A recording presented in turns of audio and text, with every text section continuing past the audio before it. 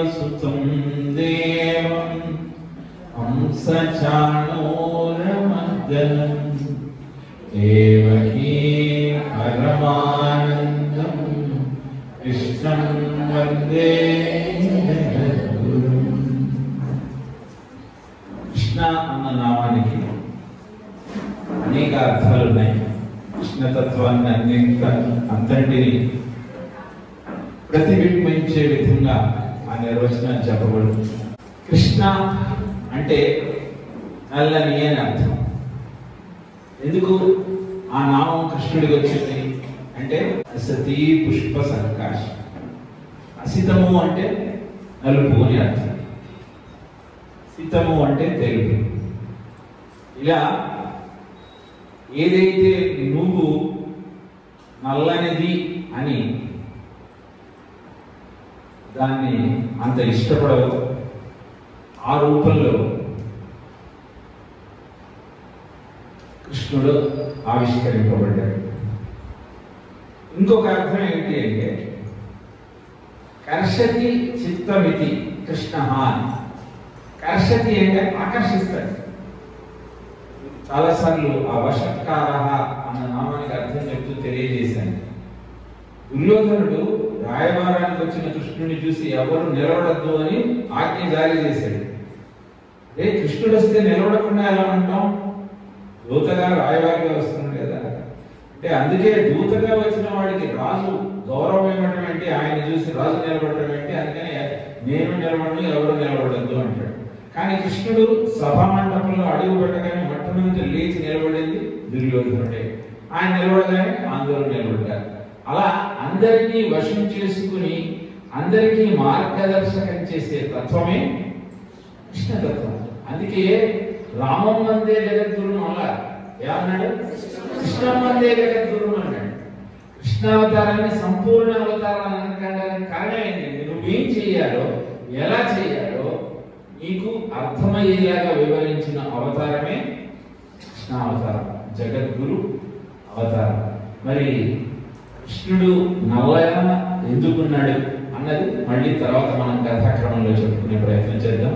ఎందుకంటే చాలా చిన్న చిన్న వివరణ ఇవ్వని ముందరే నాకు ఆదేశాలు జారీ చేశారు ప్రబంధకారి వారు. కాబట్టి నేను అలా చిన్న చిన్న వివరణలతో ముందరికి తీసుకెళ్తాను. కృష్ణ తత్వాన్ని ఆవిష్కరించుకొని అద్భుతంగా పండుగలాగా జరుపుకోవడం అంటే ఆయన చెప్పినవన్నీ ఒకసారి జ్ఞాపకం చేసుకుంటూ ఆ చెప్పిన వాటిలోని ఆంతర్యాన్ని గ్రహిస్తూ జీవితాన్ని సక్రమంగా నడుపుకునే ప్రక్రియను ప్రారంభించడమే నిజంగా కృష్ణాష్టమి నాడు కృష్ణుడిని పూజించే విధానం. ఆ టీవీలో కూడా అదే చెప్పాను, ఎలా జరుపుకోవాలి కృష్ణాష్టమి, ఇలా జరుపుకోవాలి. శీలము గల ఎదుకులమున ఎలా పుట్టెను మహాత్ముడీశుడు విష్ణుండు, ఏ లీల మిలిగెను ఏ ఏ వేళల ఏమేమి చేసెను వివరింపదగన్ అన్న పద్యంతో ప్రారంభిస్తాడు దశమస్కంధాన్ని ఓదరామర్షుడు ఆంధ్ర భాగవతాన్ని రచించేటప్పుడు. అంటే అర్థం ఏంటంటే అసలు కృష్ణుడు యాదవ కులంలోనే ఎందుకు జన్మించాడు? ఆయన క్యాస్ట్ ఫీలింగ్ ఏమైనా ఉందా? మనలాగా ఈ రోజు మనం ప్రపంచంలో జరుపుకుంటున్నటువంటి ఈ కుల మత భేద వర్ణ వివక్షత ప్రాంతీయ భేదము ఇవన్నీ ఏమైనా ఉన్నాయా? ఉంటే పరమాత్మ గురించి మనం ఎందుకు మాట్లాడుకుంటున్నాం? మనలాంటి సామాన్యుడే కదా. ఆయన యాదవుడిగా జన్మించడంలోని ఆంతర్యం ఏమిటి అంటే ఎవరైతే నిత్యము గోవులతో కలిసి సంచరిస్తూ ఉంటారో వాళ్ళు ఆనందంగా ఉంటారు, వాళ్ళలో కృష్ణతత్వం పుష్కలంగా ఉంటుంది. కారణం ఏంటంటే వాళ్ళు స్వీకరించేది గోవు నుంచి వచ్చే పదార్థాలు కనుక అవి మనస్సును బుద్ధిని శరీరాన్ని అంతటా ప్రక్షాళన చేసి ప్రకృతితో కలిసి సహజీవనం చేసే విధి విధానాలను వాళ్ళకి తెలియజేస్తుంది కనుక అక్కడ జన్మిస్తూ ఆవులతో ప్రకృతితో కలిసి ఉంటాడు. అలా ఆయన ఉండటానికి అసలు అవతరించడానికి కారణం ఏమిటయ్యా అని అడిగితే భూమండలం మీద పాపం బాగా పెరిగిపోయింది. తల్లి అంటే గౌరవం లేదు, తండ్రి అంటే గౌరవం లేదు, గురువును పూజించే పద్ధతి లేదు, ఎదుటివాడిని మోసం చేసి అయినా డబ్బులు దండుకోవాలన్న ఆలోచన బాగా పెరిగిపోయి భూమి ఆ భారాన్ని భరించలేనప్పుడు ఏం చేయాలో తెలియక గోమాత రూపంలో బ్రహ్మదేవుడి దగ్గరికి వెళుతుంది దేవతలందరితో కలిసి. అప్పుడు ఆయన ఆ పరమాత్మను ప్రార్థిస్తే ఆయన చెప్పాడు. ఏం చెప్పాడు? పద్యాలు చెప్తాను. అప్పుడు బ్రహ్మదేవుడికి శ్రీ మహావిష్ణువు ఏం చెప్పాడు ఇప్పుడు మోహన్ రావు గారు మనకి చెప్తారు. యాదవ కులమున అమరుడు మేదినిపై పుట్టజనుడు మీయంశములు శ్రీదయతుడు వసుదేవున కాదముటి పాతకాలమందయబోతుం హరి పూజార్థము పుట్టుడు సురకన్యలు భూమియందు సుందరతములై శ్రీ హరికగ్రజుడై శేషుడు పరికడతో గుర్తితత్తు ప్రజారంగుండై ఈ ప్రపంచమెల్ల ఏ మాయతో మోహితాత్మకుడు అట్టి మాయ కమలనాభు మాయ కార్యార్థమై నిజాంశంపు తోడబుట్టు జగతియందు. బ్రహ్మదేవుడి మాటలు మన బ్రహ్మగారికి ఆవిష్కరించారు. దేవతలంతా యాదవ కులంలో పుట్టండి. ఆ తర్వాత బలరాముడు నాకు అన్నగా జన్మిస్తాడు నిజాంశముతోడ అని చెప్పి ఇంకొక అద్భుతమైన మాట చెప్పాడు. ఏ మాయ ప్రపంచం మెల్లమో ఈ ప్రపంచం మెల్ల ఏ మాయ చే మోహితాత్మకుచునుండు అట్టి మాయ కమలనాభు కార్యార్థమై ఆ మాయను జన్మిస్తుంది. అంటే మాధవుడు ఎప్పుడు పుట్టాడో మాయ కూడా అప్పుడే పుట్టింది. నందామయ గురుడ నందామయ ఈ సత్యమేమిటో విందామయ ఈ చిత్రమేమిటో కందామయ నెమలి పింఛను పెట్టి పుల్లగోవి పట్టి గోవులెంబడి తిరుగు గోపాలకృష్ణుడు. ఓహో నెమలి పింఛను పెట్టి పిల్లగోవి పట్టి గోవులెంబడి తిరుగు గోపాలకృష్ణుడు. గోపికల చీరలే ఎత్తుకెళ్ళాడంట నందామయ గురుడ నందామయ ఈ సత్యమేమిటో విందామయ ఈ చిత్రమేమిటో కందామయ. మాధవుడితో పాటె మాయ గూడా పుట్టె మాధవుడితో పాటె మాయ గూడా పుట్టె మాయ తెరలను దించేయుటే కదా గోపికల చీరలు ఎత్తుకెళ్ళే లీల నందామయ గురుడ నందామయ ఈ చిత్రమేమిటో కందామయ ఈ సత్యమేమిటో విందామయ. అలా మాధవుడితో పాటే మాయ కూడా పుట్టింది. ఆ మాయ తెరలు దించేయాలి అంటే నీకు అడ్డంగా ఉన్నటువంటి నీ వస్త్రం. వస్త్రం అంటే ఏమిటి? నువ్వు ధరించేది. ఏం ధరించావు నువ్వు?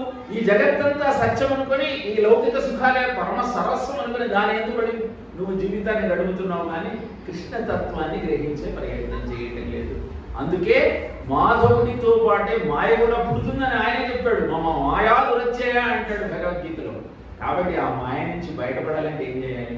మాధవుడి పాదాలు పట్టుకోవాలి. అదే చెప్తున్నాడు.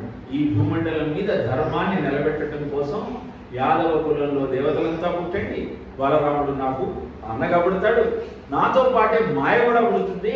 ఆ మాయను ఎలా జయించాలో కృష్ణ అవతారంలో చెప్తానని ఆయన తెలియజేశాడు. మరి కృష్ణుడు అవతారం ఎలా ఆవిర్భవించిందో ఇప్పుడు నిజానికి బాగుందండి. కృష్ణుడు పుడదాం అనుకున్నాడు. శ్రావణ మాసంలో బహుళ పక్షంలో అష్టమి నాడే ఎందుకు పుట్టాలి? ఆయన ఏమైనా అర్థం ఉందా? ఎప్పుడైనా పుట్టచ్చు కదా. సరే, ఇప్పుడు ఎందుకు యాదవుడిగా పుట్టాడో మనకు అర్థమైంది. కానీ శ్రావణ మాసంలోనే ఎందుకు పుట్టాడు ఆయన అంటే, శ్రవణం అంటే అర్థం ఏంటి? వినటం. బాగా వినండి, నేను చెప్పేది వినండి. నేను కృష్ణుడిగా వస్తున్నా కదా, అప్పుడు నేనేం చెప్తానని బాగా వినండి. కలో స్మరణాన్ముక్తి. ఆ విన్నది స్మరించండి. శ్రవణం అంటే వినటం. కాబట్టి బాగా విని స్మరిస్తే శ్రవణం కీర్తనం విష్ణోహం స్మరణం పాదసేవనం అర్చనం వందనం దాస్యం సఖ్యం ఆత్మ నివేదనం. దీంట్లో మొట్టమొదటి ఏం చెప్పాడు? శ్రవణం. మనం ఏం చేస్తాం? ఏదైనా చేస్తాం కానీ వినం. ఎప్పుడు ఇదే గొడవ అన్న. అందుకని మనం వినకుండా చేసేది ఏంటి? మాయ. Very good. మాయ ఇప్పుడు మన దగ్గర ఏ రూపంలో ఉంది? అందరి దగ్గర మాయ ఒక రూపంలో ఉంది. ఏంటి చెప్పండి ఆ రూపం?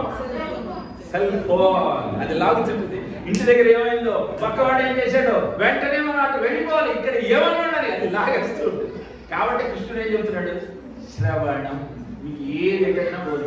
ఇక్కడికి వచ్చింది కృష్ణతత్వం గురించి తెలుసుకుంటూ, కృష్ణుడిని ఆవాహన చేసుకుంటూ, కృష్ణుడు చెప్పిన మాటలు, కృష్ణుడు చెప్పిన బాటలో నడవాలన్న సంకల్పంతో కృష్ణం వందే జగద్గురుమని మొట్టమొదటి ఆయన నమస్కారం చేసి ఇక్కడికి వచ్చిన తర్వాత మనము మిగతా ప్రపంచం నుంచి మనం మిగతా ప్రపంచాన్ని మన నుంచి వేరు చేసుకొని ఆయన ఏందే మనస్సు నిలపాలి. కాబట్టి శ్రావణ మాసంలో పుట్టడంలోనికి అంతరార్థం ఏమిటి అంటే బాగా విను, కలౌ స్మరణానుభూతి, వింటే బాగుపడతాం. అయిపోయింది. నెక్స్ట్ ఎప్పుడు పుట్టాడు? అష్టమి కృష్ణపక్షంలో పుట్టాడు. ఇంకోటి మొత్తం సంవత్సరంలో శ్రావణ మాసం ఎన్నో మాసం చెప్పండి ఏంటి? మీకు అందరికి ఆంగ్లమానం బాగా అలవాటైపోయింది. చైత్ర నుంచి లెక్క పెడితే ఆగదండి. మీరు జనవరి నుంచి వస్తే ఆగస్టు. నిజానికి కృష్ణుడు పుట్టింది మన లెక్క ప్రకారం 18 జూలై 32 క్రీస్తు పూర్వం. ఆయన పుట్టి ఇప్పటికే 5323 సంవత్సరాలు ఏదో అయింది. సో మీరు అలా చూసుకున్న ఆగస్టులో పుట్టాడు. మీ లెక్క ప్రకారం మీరు జనవరి నుంచి లెక్కేస్తే, కానీ మన లెక్క ఎప్పుడు ఆకులు రాలే కాలంలో ప్రారంభించాం. వృద్ధాప్యంలో బాలసార చేయం. ఎప్పుడు చేస్తాం? పుట్టగానే చేస్తాం. కాబట్టి వసంత ఋతువులో చైత్ర మాసంలో చేస్తాం. చైత్ర మాసంలో నుంచి ప్రారంభిస్తే సంవత్సరంలో 6వది శ్రావణ మాసం. దాంట్లో కృష్ణపక్షం ఎంచుకున్నాడు. అంటే గడిచిపోతున్నాయా, కృష్ణం అంటే తగ్గిపోతుండు, క్షయచంద్రుడు. అలా కృష్ణపక్షం. దాని తర్వాత అష్టమి. అష్టమి అంటే 15 తిథులు తీసుకుంటే ఇటు 7 అటు 7 మధ్యలో అష్టమి. అంటే ఏం చెప్తున్నాడంటే పుట్టింత కాలం అయినా కాలం గడిచిపోతుంది. ఇప్పటికైనా ఈ కృష్ణాష్టమి నుంచి అయినా నన్ను తెలుసుకుంటావా లేదా? నువ్వు కృష్ణాష్టమి నాడు వచ్చి నన్ను పూజిస్తున్నావు, బాగానే ఉంది. నేను చెప్పింది వింటూ, నేను చెప్పిన వాటిలో నడుస్తూ, నా తత్వాన్ని తెలుసుకుంటూ, నేను చేసిన లీలలలోని అంతరార్థాన్ని గ్రహిస్తూ జీవితాన్ని బాగు చేసుకుంటావా, లేక నువ్వు ఇంతకు ముందు బాటలో నడుస్తావా? అందుకే ఈ తృతీయ అధ్యాయం దశమ స్కంధంలో అథ కాల గుణోపేత అని స్టార్ట్ చేయాలి. అథ అంటే ఇప్పటిదాకా అయిందేదో మర్చిపో. ఇప్పటిదాకా మనకి నీకు ఎవరో చెప్పలే. ఇవాళ నువ్వేదో భగవద్గీత శ్లోకాలు చదవాలి, భాగవత పద్యాలు చదవాలి, ఇక్కడ వచ్చారు. ఇప్పటి నుంచైనా వీటిల్లో ఉన్నది తెలుసుకుంటావా అని ఆయన అద్భుతంగా ఈ శ్రావణ బహుళ అష్టమిని ఎంచుకొని తన పుట్టుక ద్వారానే, తన అవతారం ద్వారానే మనకు జీవిత సత్యాన్ని తెలియజేస్తూ ఉన్నాడు. మరి కాలంలో ఆయన వస్తున్నప్పుడు మహానుభావులు ఉండేటప్పుడు ప్రకృతి పులకిస్తుందండి. ప్రకృతి అంతా కూడా పరవశించిపోతుంది. అప్పుడు ఆ అద్భుతమైనటువంటి ప్రకృతి ఎలా ఉందో భాగవతంలో వర్ణించాడు. అది మనకి ఇప్పుడు అజయకుమారిగా తెలియజేస్తారు.